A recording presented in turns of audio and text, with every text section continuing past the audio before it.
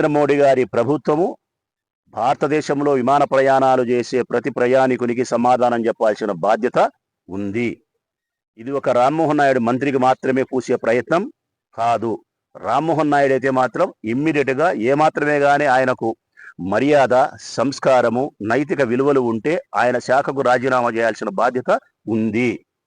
కారణం, ఒక రైల్వే మినిస్టర్గా లాల్ బహదూర్ శాస్త్రి పనిచేసినప్పుడు ఒక్క రైలు ప్రమాదం జరిగితే ఈ ప్రమాదానికి ఆ శాఖకు సంబంధించిన మంత్రిగా నేను బాధ్యత వహిస్తానని చెప్పి రాజీనామా చేసినాడు.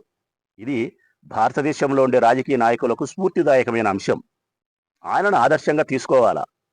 ఈడట లేరు భారతదేశంలో ఇప్పుడు రాజకీయ నాయకులు. చేసిన తప్పులన్నీ ఇల్లే చేస్తారు, సర్వ పాపాలు ఇల్లే చేస్తారు, పనికి మాలిన పాపర పనులన్నీ ఇల్లే చేస్తారు. పదవి మాత్రం పట్టుకొని ఊగులాడుతానే ఉంటారు. ఎందుకంటే ఆ పదవే వీళ్ళకి శ్వాస.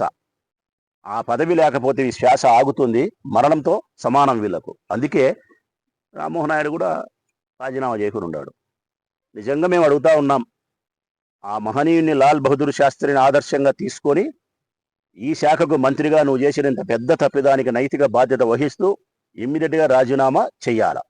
నరేంద్ర మోడీ గారి ప్రభుత్వం భారతదేశ ప్రజలందరికీ క్షమాపణ చెప్పి ఈ తప్పును గంటల వ్యవధిలో సరిదిద్దాల్సిన బాధ్యత ఉంది. అన్నిటి